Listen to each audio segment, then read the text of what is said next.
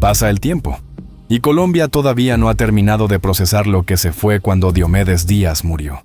Que la cumbia y el porro no son el sentir más noble de todos los traveros de la región. No es exageración, es lo que dicen los números. 1 millón de personas escuchando sus canciones cada mes en plataformas digitales, una década después de su muerte. Pero los números, aunque ayudan a medir la permanencia, no alcanzan para explicar el fenómeno completo. Porque los números no capturan lo que ocurre cuando alguien pone una canción de Diomedes en una reunión familiar, en una parranda, en una cantina del Caribe, en una casa donde hay comida sobre la mesa y recuerdos circulando entre generaciones. No explican ese momento en que alguien sube el volumen, otro deja de hablar, alguien sonríe con nostalgia y de pronto todos parecen saber la letra. No explican cómo una canción puede cambiar el ambiente de una habitación sin pedir permiso. ¿Cómo puede traer de vuelta una época, una persona, una historia de amor, una pérdida o una fiesta que parecía olvidada? Diomedes no suena solamente como música, suena como memoria, suena como pueblo, suena como una parte de Colombia que todavía se reconoce en su voz, incluso cuando esa voz ya no está. El 22 de diciembre de 2013, en Valledupar, Colombia, Diomedes Díaz murió en el cuarto de su casa. Tenía 56 años. Un día antes había dado el que sería su último concierto. Había llegado a casa cansado, con dolores en la espalda, agotado por años de escenarios, giras, excesos, enfermedades, noches largas y una vida que siempre pareció vivirse al límite. Se acostó a dormir. A las 4 de la tarde, cuando nadie había podido abrir la puerta de su habitación, tuvieron que entrar por la ventana. Ya era demasiado tarde. El hombre que durante décadas había llenado plazas, estadios, radios, casas y fiestas, estaba solo en su cuarto. El mismo hombre que tantas veces había cantado sobre el amor, el dolor, la vida y la muerte, se había ido en silencio. Esta es su historia. San Juan del César, 1957. Diomedes Díaz Maestre llegó al mundo en una familia campesina del Caribe colombiano, en un entorno donde la música no era una carrera ni una vocación en el sentido formal que el mundo urbano suele darles a esas palabras. La música era parte de la vida. Estaba en las faenas del campo, en las conversaciones de los mayores, en las fiestas patronales, en las historias contadas al atardecer, en los amores imposibles y en las penas que necesitaban ser dichas de alguna manera. De niño, mientras espantaba pájaros en los cultivos de maíz para que no se comieran la cosecha, cantaba. Cantaba para acompañarse. Cantaba porque sí. Cantaba porque algo dentro de él ya estaba buscando salida antes de que existiera una tarima, un acordeón o un micrófono. Los indígenas de una finca vecina lo escuchaban y a cambio de sus cantos le daban café. Esa imagen tiene algo de origen mítico. Un niño campesino cantando en medio del campo, sin saber todavía que esa voz algún día sería una de las más importantes de Colombia. Antes de los discos, antes de los millones de copias vendidas, antes de los fanáticos, antes de la leyenda, ya existía eso. Una voz que producía algo en quien la escuchaba. La pedrada que recibió en el ojo derecho mientras bajaba mangos de un árbol le dejó una marca permanente. Con los años, esa marca se convirtió en parte de su imagen reconocible. El ojo apagado del cacique, una herida de infancia convertida en símbolo, una señal visible de que venía de una vida donde nada había sido demasiado fácil. Después vino el primer amor, la primera canción. El tío que tenía una guitarra y que le ayudó a entender que aquello que llevaba dentro podía tomar forma, que una emoción podía convertirse en verso, que una historia podía cantarse, que lo que parecía cotidiano podía volverse canción si alguien sabía decirlo con verdad. La voz de Diomedes fue reconocida antes de que nadie supiera muy bien qué hacer con ella. Había algo ahí. No era solo potencia, no era solo afinación, no era únicamente carisma.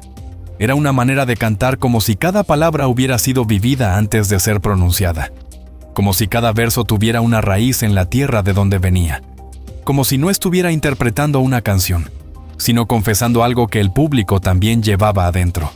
Los primeros discos llegaron. Las primeras emisoras empezaron a poner sus canciones. El reconocimiento creció. con la velocidad que tienen las cosas cuando el público no solo las escucha, sino que las adopta. Cuando una canción deja de pertenecerle al artista y empieza a pertenecerle a la gente. Y de repente, Diomedes Díaz era el cantante más vendedor de discos en la historia de Colombia. 20 millones de discos a lo largo de su carrera. Ese número, en un país tan diverso como Colombia, no tiene un equivalente fácil dentro del vallenato. No se trataba solamente de vender música. Se trataba de haber entrado en la vida cotidiana de millones de personas. Sus canciones estaban en las fiestas, en los buses, en los barrios, en los pueblos, en las emisoras, en los despechos, en los matrimonios, en las madrugadas y en las despedidas. Diomedes no era simplemente un cantante que se escuchaba, era un cantante que acompañaba. Los diomedistas. La palabra para nombrar a sus fanáticos no era casual. Era una forma de aceptar que lo que existía entre Diomedes y su público no podía describirse únicamente como una relación entre artista y audiencia. Era algo más profundo, algo más cercano a la devoción. Los diomedistas no solo escuchaban a Diomedes, lo seguían, lo defendían, lo esperaban, lo celebraban, lo perdonaban, lo sentían suyo. Para muchos, Diomedes no era una figura distante. Era alguien que cantaba desde el mismo lugar emocional de donde ellos vivían.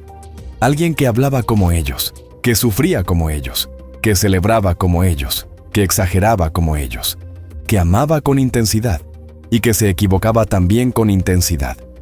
Las canciones de Diomedes hablaban de amor, de tiempo, de ausencia, de orgullo, de familia, de tierra, de nostalgia y de heridas de una manera que el público del Caribe colombiano reconocía como propia. No como la descripción de la vida de alguien más, sino como la descripción de su propia vida. Eso no se fabrica, eso no se consigue con estrategia.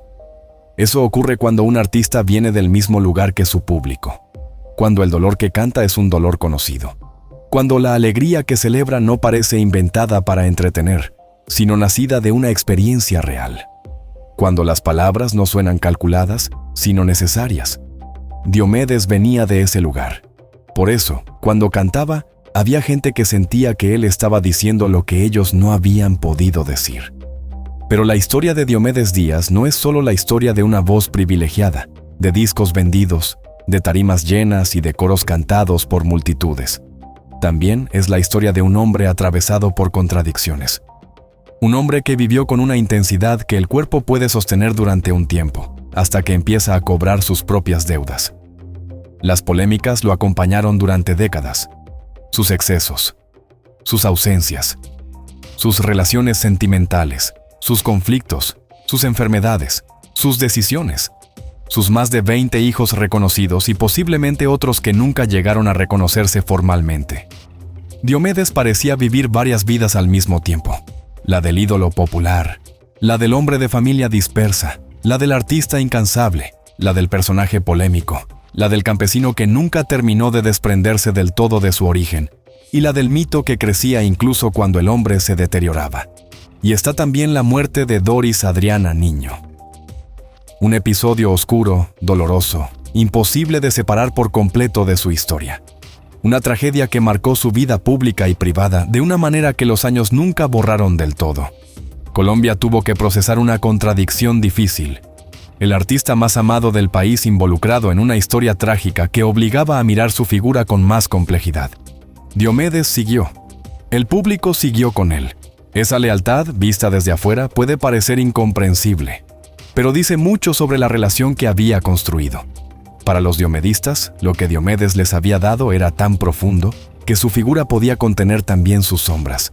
No las borraba, no las justificaba, pero las integraba dentro de una historia humana, contradictoria, discutida y, por eso mismo, difícil de reducir a una sola palabra.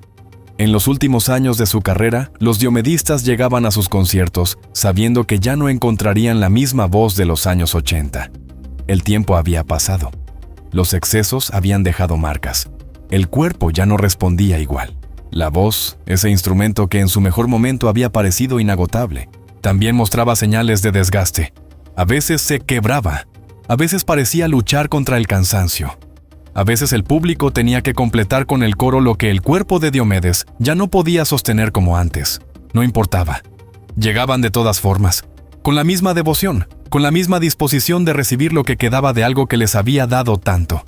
Porque para ellos, verlo cantar no era solamente asistir a un concierto, era encontrarse con una parte de su propia historia.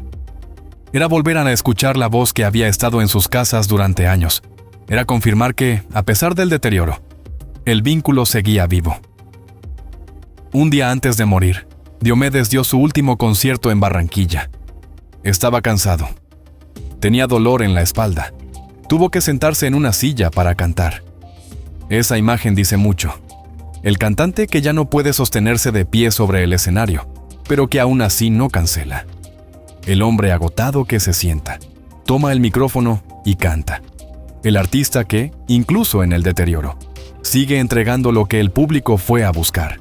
Tal vez ya no estaba la fuerza de otros años, pero estaba la presencia, estaba el símbolo, estaba el cacique frente a su gente, haciendo lo único que siempre pareció saber hacer, incluso cuando todo lo demás se complicaba: cantar. Regresó a Valledupar esa noche y se fue a dormir. La mañana del 22 de diciembre, nadie entró al cuarto. Las reglas de la casa del cacique eran claras. Ese espacio era suyo y nadie entraba sin su autorización. Las comidas y las bebidas se dejaban en la puerta. Había una especie de respeto alrededor de esa habitación, una frontera que no se cruzaba fácilmente. Pero las horas pasaron. La puerta seguía cerrada. La comida seguía afuera. El silencio empezó a volverse extraño. A las 4 de la tarde llegó la alarma. Buscaron la manera de entrar. Un niño pequeño pudo pasar por la ventana superior y abrió desde adentro. Lo que encontraron fue un hombre que llevaba horas sin estar en este mundo. Lo llevaron a la clínica, pero fue apenas la confirmación de lo que ya sabían. La causa, según medicina legal, fue un paro cardiorrespiratorio. El corazón, debilitado por años de enfermedades y excesos, ya no pudo sostener lo que se le pedía. Colombia se paralizó. Valledupar, especialmente, quedó suspendida en una especie de duelo colectivo. Las calles se llenaron de personas que salían sin saber exactamente a dónde ir, pero que necesitaban estar juntas. Necesitaban ocupar el espacio público, necesitaban escuchar sus canciones, necesitaban repetir su nombre.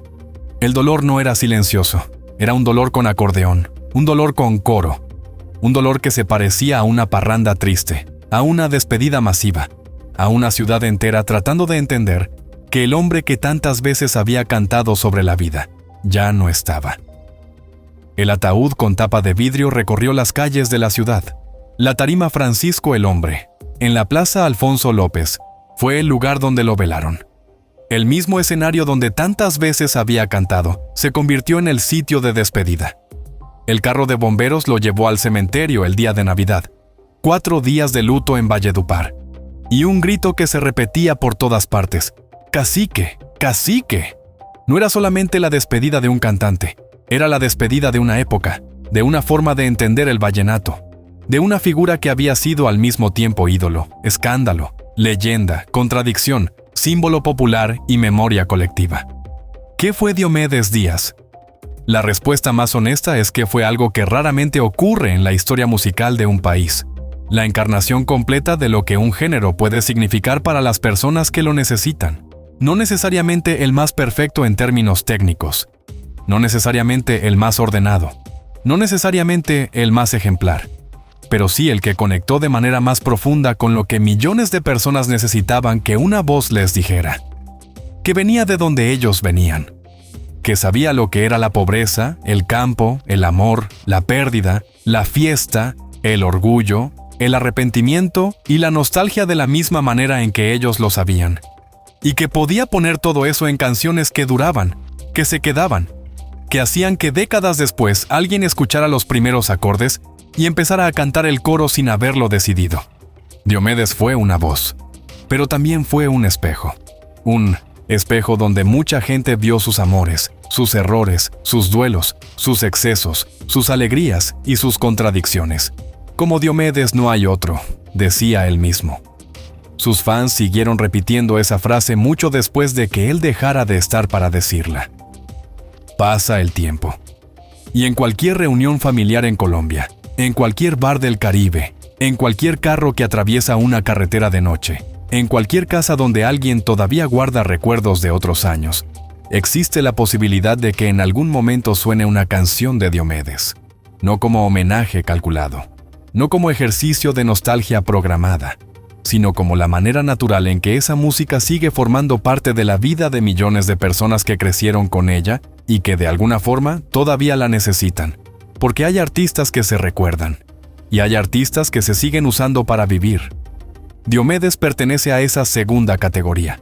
Sus canciones todavía sirven para enamorarse, para llorar, para tomar, para recordar, para celebrar, para pedir perdón, para sentirse parte de algo. El cacique de la Junta murió el 22 de diciembre de 2013, en el cuarto de su casa de Valledupar. Un día antes había cantado por última vez, sentado, con dolor, cansado, pero cantando. Y tal vez esa imagen resume mejor que cualquier estadística lo que fue Diomedes Díaz. Un hombre lleno de contradicciones, excesos, talento, heridas y leyenda, que mientras pudo, mientras el cuerpo se lo permitió, siguió haciendo lo único que parecía importarle de verdad: cantar. Cantar aunque doliera. Cantar aunque ya no fuera el mismo. Cantar porque para millones de personas, mientras Diomedes cantara, algo de Colombia seguía reconociéndose en su voz.